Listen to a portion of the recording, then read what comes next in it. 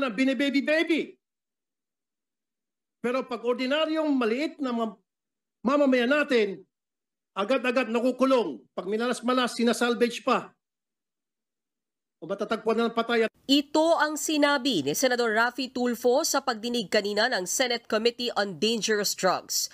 Kaugnay ito sa isang operasyon sa Bulacan kung saan nakasuot daw ng bonnet, hindi nakauniforme at walang search warrant ang mga pulis noong isang taon. Subukan nyo gawin nyo sa mga bahay ng mga mayaman. Hindi. Baka naratat na kayo. Nagagawa nyo yun sapagkat alam nyo walang kalaban-laban mga yan. Lalo pang nag-init ang ulo ng senador sa hindi magkakatugmang salaysay ng mga ipinatawag na pulis kaugnay ng search warrant. Ngayon, galing sa bibig mo, walang warrant at covert operation.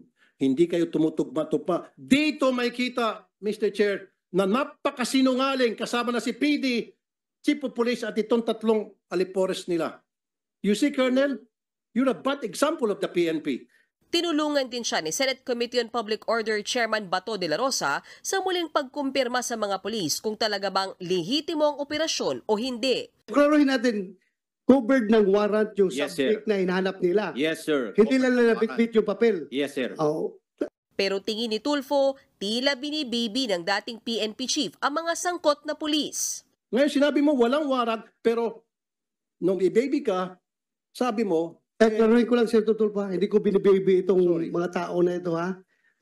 Kahit na mga dati ko itong mga tauhan, alam mo na, nakita mo naman kung ako yung gagalit dito sa kalukuhan nila. Ako lang, I'm just trying to explain. Maya-maya pa, hindi na nakayanan ni Tulfo ang pagkadismaya. hindi na naman tumutugma. Ang daming hindi pagtutugma-tugma. Alis na lang ako rito. Hindi ko matiis.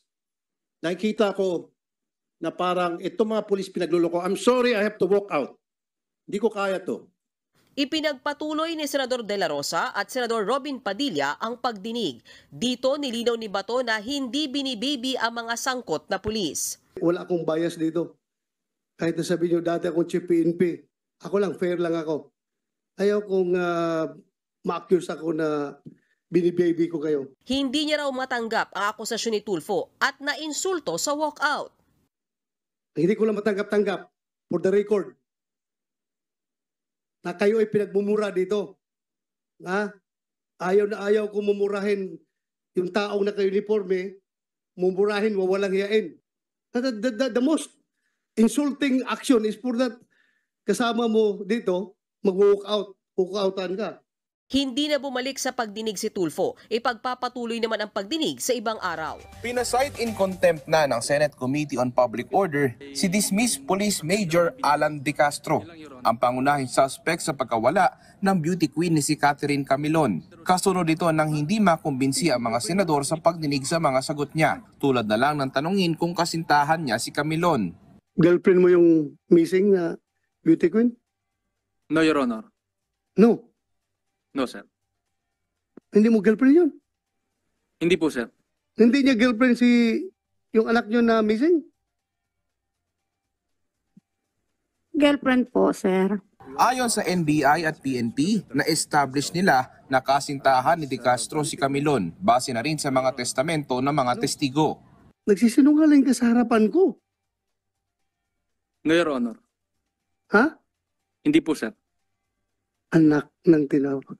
We also have the statements and supplemental statements of Miss Vanessa Baracchio and also the screenshots of the pictures of the two individual displaying affection, Your Honor. Sumunod na ang pangyayari ay nagmosyon si Senator Robin Padilla para ma-cite in contempt si De Castro. Yeah!